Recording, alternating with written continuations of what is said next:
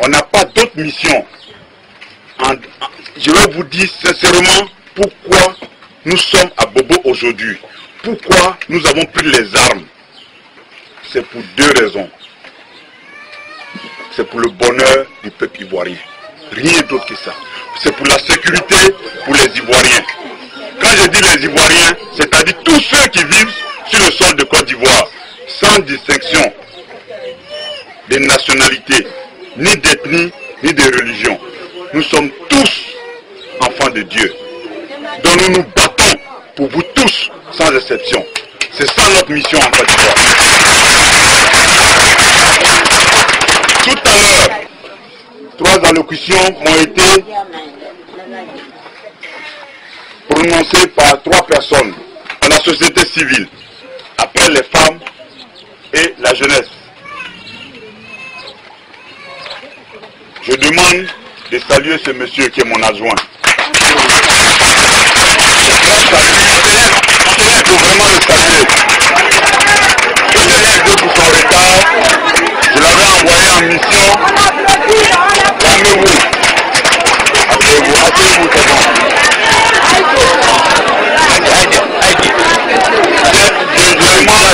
Je vous demande des excuses pour son retard. Je l'avais envoyé en mission pour faire la ronde, pour voir la situation du terrain. C'est pourquoi il est arrivé en retard. Ce n'est pas par manque de respect, mais il était en mission. Donc il était important que je justifie son retard. Donc il était en mission pour vous. Voilà, c'est pourquoi. Il s'appelle Bauer, c'est le colonel Bauer, c'est mon chef d'état-major sur le terrain. C'est lui qui dirige toutes les opérations du terrain. Donc je continue.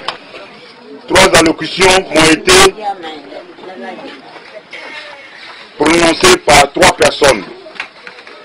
La société civile, les femmes et la jeunesse. La société civile a demandé la vérité sur la situation du terrain. Les femmes ont salué notre arrivée et nous ont prodigué des conseils. Et veulent savoir et me demandent de vous donner la vérité de ce que les gens racontent sur le terrain.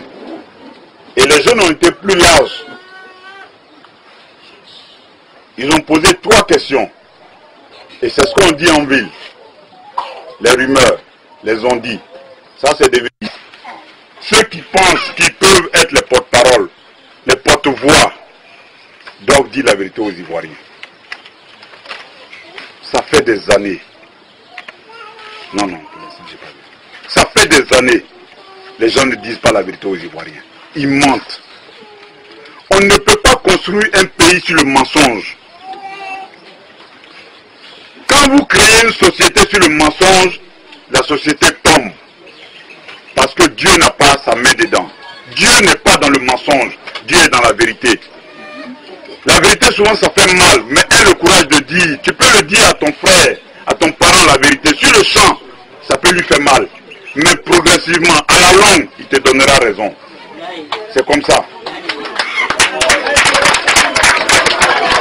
Ceux qui disent que je veux diriger le pays, ceux qui disent que je veux être chef d'état-major, ceux qui disent que je veux être premier ministre, chers frères, n'ayez pas la mémoire courte. Ce n'est pas aujourd'hui que la révolution a commencé. Soyez sincères, dites la vérité à nos parents. Certains de nos parents n'ont pas eu la chance d'aller à l'école. Ils ne peuvent pas lire les journaux. Ils ne peuvent pas avoir les informations. Vous qui avez cette capacité de lire les journaux, d'approcher les jeunes combattants qui sont autour de moi, de savoir la vérité, ne soyez pas passionnés. Ne restez pas dans le mensonge pour induire nos parents dans le mensonge. Ce n'est pas bien, c'est un péché. Parce que vous allez mourir avec ça sur votre conscience. Si je voulais rester au pouvoir, j'avais 31 ans quand on renversait Bédier. Je pouvais m'asseoir. Guéni ne nous a pas envoyés. Nous étions 7 jeunes que je dirigeais. Par la grâce de Dieu, ce n'est pas parce que nous avons des muscles, mais c'est parce que Dieu voulait que Bédier tombe. Parce que Bédier avait voulu diviser le pays. Personne n'est étranger à cette histoire. Mais nous n'avons pas fait du mal à Bédier, nous l'avons permis de partir. Je pouvais m'asseoir. Il y a des pays où des gens ont pris le pouvoir à 26 ans. Il y a Djaméo, en Gambie, il avait 26 ans. 30 ans partout. Mais nous avons trouvé mieux d'aller prendre un de nos anciens qui avait subi des humiliations, le général Gueye, pour le faire asseoir. Mon général, voilà la situation. Le président Bédié a créé un fossé entre les Ivoiriens, a créé la xénophobie, l'ivoirité. Et cela ne peut pas permettre aux Ivoiriens d'avancer. Nous avons besoin d'un pays uni, fort, pour que ce pays puisse se développer. Donc, nous venons vous chercher, et voilà ce que nous souhaitons. Ramener la paix entre tous les Ivoiriens, ramener la cohésion. Mettez dans la tête des Ivoiriens que les étrangers sont chez eux ici en Côte d'Ivoire, et que chacun doit vivre en paix. Lancez la route du développement et de la réconciliation. Faites de telle sorte qu'en 6-8 mois, nous puissions finir une bonne transition et organiser des élections transparentes. Il ne doit pas y avoir d'exclusion en matière de candidature. Tous ceux qui veulent être candidats doivent s'inscrire et doivent participer à la compétition. C'est aux Ivoiriens de choisir leur président. Si les Ivoiriens veulent choisir un Vietnamien, ça n'engage qu'aux Ivoiriens. Et le général Gueye était d'accord avec nous. Et vous avez écouté le discours. C'était ça. Mais malheureusement, chemin faisant, il s'est fait entourer de ceux que nous avons chassés le 24. De certains que nous avons chassés le 24. Et ces personnes ont commencé à mettre dans sa tête que c'était son tour et que ce pouvoir-là, ça ne se donnait pas, il fallait se maintenir. Plusieurs fois, j'étais son chef de sécurité. Je n'ai même pas voulu être ministre. Et je sais pourquoi. Parce que je suis militaire. En tant que son chef de sécurité, ça me permettait d'avoir les yeux partout et la main sur tout. De savoir ce qui se passait. C'est trop facile de courir derrière des postes ministériels. Ce n'est pas ça le plus important. Quand tu sais ce que tu veux dans la vie, quand tu sais que tu es venu pour être l'esclave du peuple, ce n'est pas un poste ministériel que tu vas aller t'asseoir. Un ministre ne peut pas aller intervenir dans un endroit où le peuple est en danger. Ce n'est que les militaires qui peuvent le faire. Donc je suis resté dans ma position de militaire. J'étais son chef de sécurité, ça me permettait de voir clair sur tout ce qui se passait. Donc je voyais le balai politique qui se passait autour du général Gueye à vouloir l'obliger à rester au pouvoir. Plusieurs fois nous avons échangé, j'ai dit mon général, la parole c'est sacré.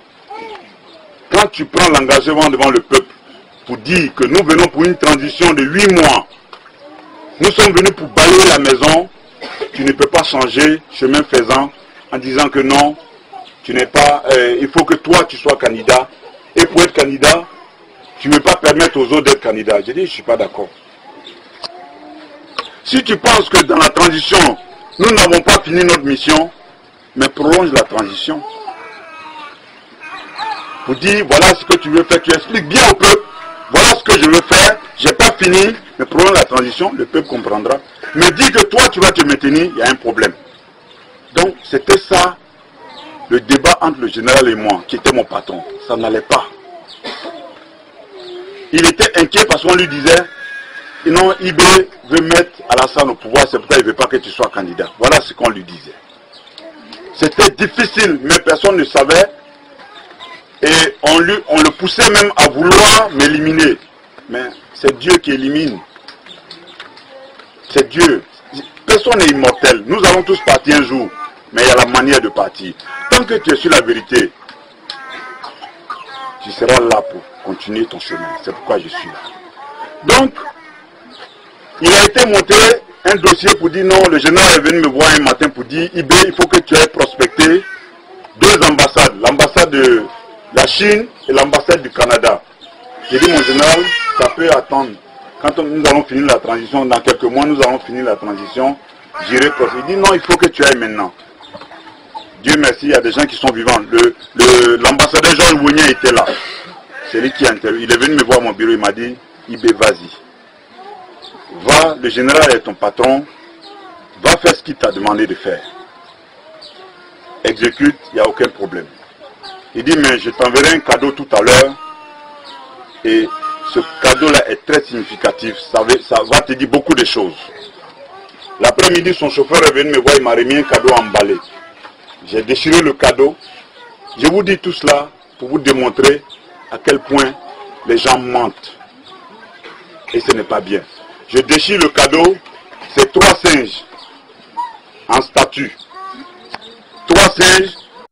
Et une semaine après, tous ceux qui étaient avec moi, à commencer par Zagazaga et autres, les Watao que vous connaissez, les shérifs, tout ça, ont été arrêtés. C'est-à-dire toute la brigade spéciale qui assurait sa sécurité, il les a fait arrêter. On les a mis à la poudrière. Je ne vais pas prendre trop le temps pour vous expliquer ça. Donc voilà comment ça s'est passé. Et après, quand ça s'est passé comme ça, j'ai eu le général au téléphone. J'ai dit, mon général, qu'est-ce qui se passe? D'une affectation, d'une prospection, c'est une affectation. Il n'y a pas de problème. Mais qu'est-ce que mes collaborateurs, mes compagnons qui vous ont permis d'être au pouvoir ont fait pour se retrouver en prison? Oui, vous voulez me tuer? Oh, j'ai eu l'information, la certitude que vous voulez me tuer. J'ai dit, mon général, si on voulait vous tuer, il y a longtemps on l'aurait fait. Je pense que ce n'est pas la solution de mettre ces jeunes-là en prison. Démontrez au peuple que vous êtes un idole de la paix, parce que c'est ce que vous dites, que vous êtes un des produits purs du Faux-Boigny. Donc, démontrez par des preuves, en libérant ces jeunes pour dire, vraiment je voulais obtenir la libération de mes compagnons. J'ai dit, libérez ces jeunes et démontrez au peuple que ces jeunes voulaient vous tuer, mais vous, comme vous croyez en Dieu, vous les libérez et vous les laissez avec leur conscience. Il me dit, oui, j'ai compris. Le lendemain, on m'appelle et me dit, ton adjoint, la grenade, Gueye a donné instruction, il a été tué en prison. Donc, il a commencé à les liquider un à un en prison. J'ai pris mon téléphone, j'ai appelé le général, il dit, mon général, mais vous oubliez vite, vous venez de tuer la grenade, mais sachez que vous allez tous nous tuer. À partir de cet instant, moi je te déclare la guerre. Je ne suis plus attaché militaire.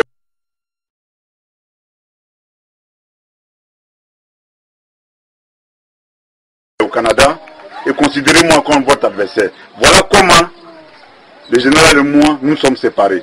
Donc j'ai rendu ma démission officiellement.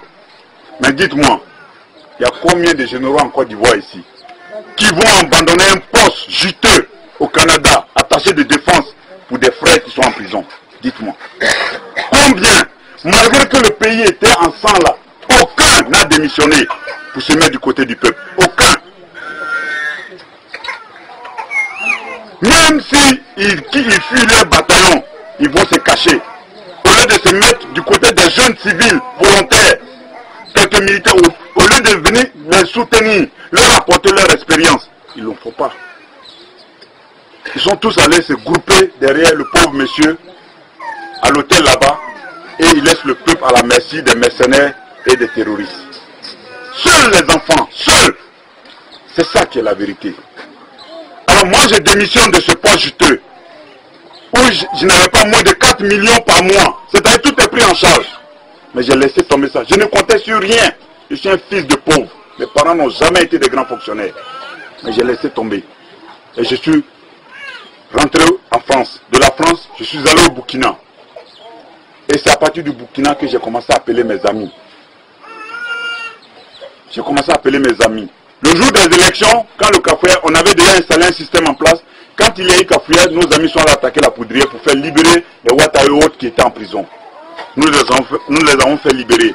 Et on les a évadés. Je m'étais arrangé pour les faire tous monter à mes côtés à Ouaga. Pendant ce temps, Soro Guillaume, parce qu'il faut dire la vérité aux gens. Soro Guillaume était encore à Abidjan.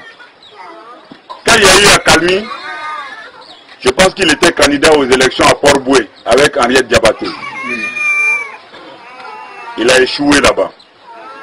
2 fois, les gens ont commencé à venir. Blaise m'a permis de recueillir mes éléments qui étaient dans des situations clandestines à Abidjan. Donc, on a pu les faire sortir un à un. Thio Fosier, Adams, Watao,